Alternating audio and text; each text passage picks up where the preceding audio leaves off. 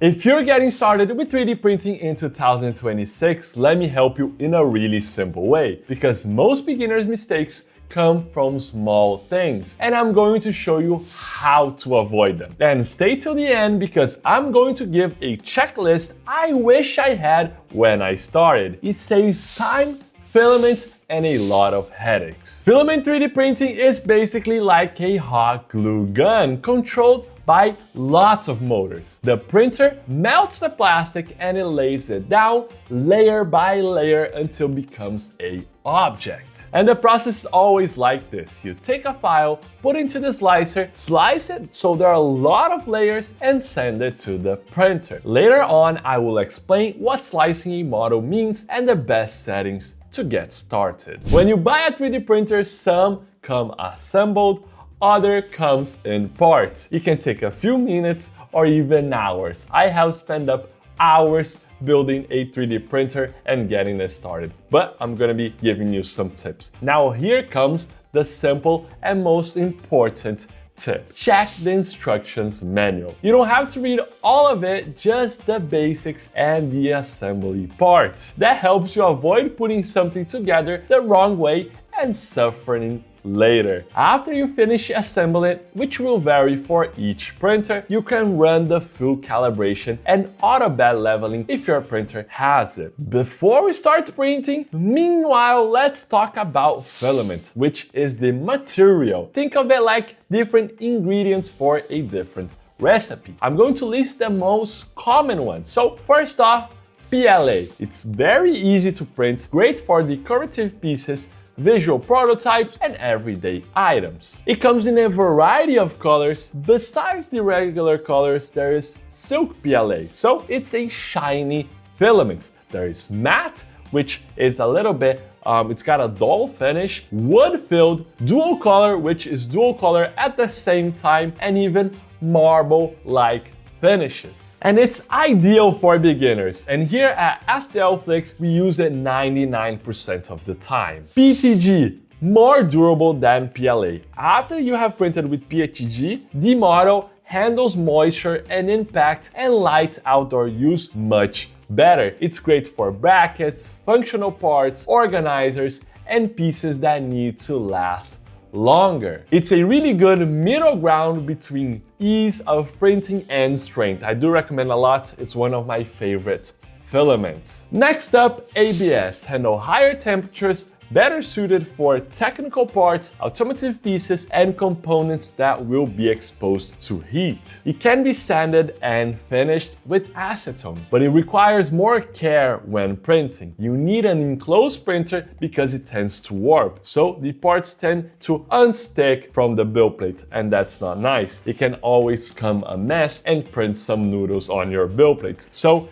if you're printing with ABS, be careful. TPU. A really fun one is TPU, a rubber-like flexible material. Ideal for cases, anti-slip feet, shock absorbers, flexible hinges, and parts that need to bend without breaking. This is really nice. Really good when the parts need to absorb impact or have grip. So a good summary: PLA easy and good looking, PETG strong and versatile, ABS heat resistant, and TPU flexible and rubber-like. But to keep things as simple as possible at the beginning, forget all of those and go with PLA. And the first thing you need to pay attention when you open a spool of filament is to never let go of the tip. If you do, it can tangle on the spool and then the printer can jam while printing, and you're just going to find out later. Some printers do not have a sensor when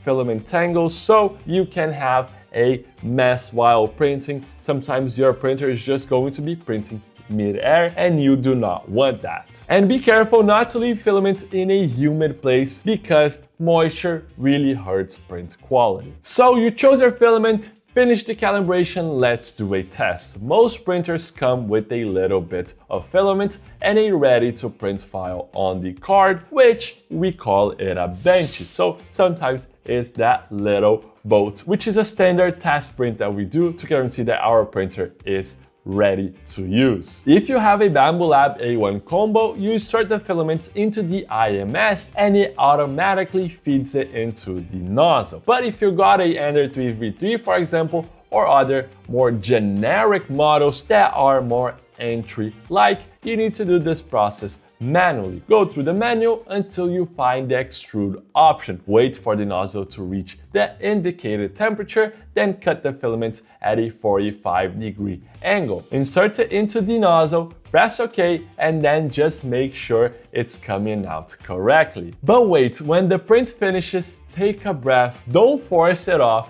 I know it's hard because the excitement kicks in. I am an anxious person. Let the bed cool down. A lot of prints come off by themselves once it cools. Avoid being anxious because you can break off the parts or even sometimes damage your build plate. And another thing that changes everything, a clean bed. If you touch it with your hands, finger grease stays on it, and that hurts bed adhesion, which is really important for a successful print, so your parts do not unstick from the build plate. Or even if it sits unused for a while, it starts collecting dust, and that makes first layer adhesion harder. A little isopropylic alcohol already solves a lot, but the best thing is soap and water. That gets it really clean. So alright, you have assembled your printer, calibrated, the bed is nice and clean, you choose PLA to print, and now you want to print a lot of things. And then comes a question. Okay, where do I find good 3D models to print? Because in the beginning, what discourages people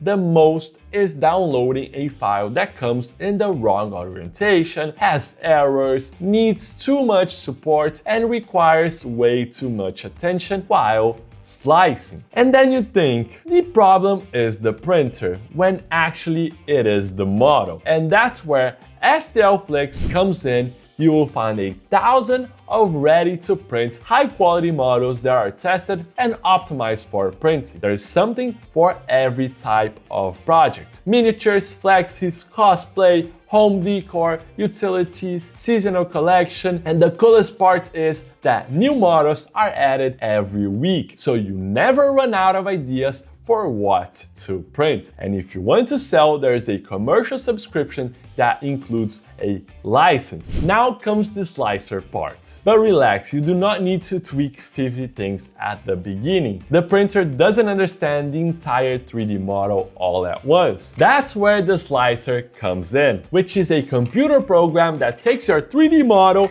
and turns it into a step-by-step instructions for your printer. That's why it slices the model, because it divides the objects into very thin layers so the printer can build it from the bottom up. To get started, you can use printer stand profile with a 0.2mm layer height that gives you a good result without making things complicated. Now the most important tip on strength. If you want a strong part, most of the times it's better to increase the walls. So to guarantee a really rigid model, increase the walls rather than increasing the infill. Think of it like this. The part is like a box. The walls are the parts that it's actually holding everything together. And the infill is like the filling inside. So it's the parts inside. What I would recommend is you start with 3 walls and 10% gyroid infill. This way you're going to get a sturdy model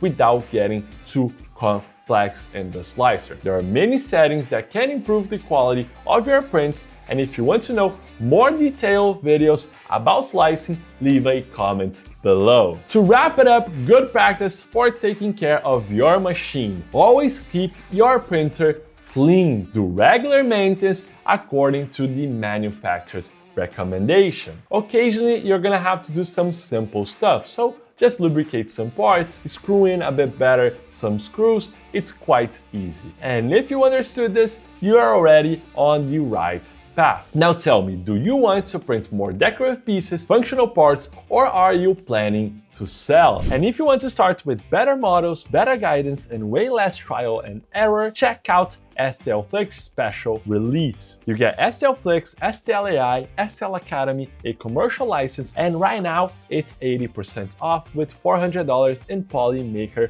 filament coupons. link in the description. I hope this video helped you. See you in the next one, and later!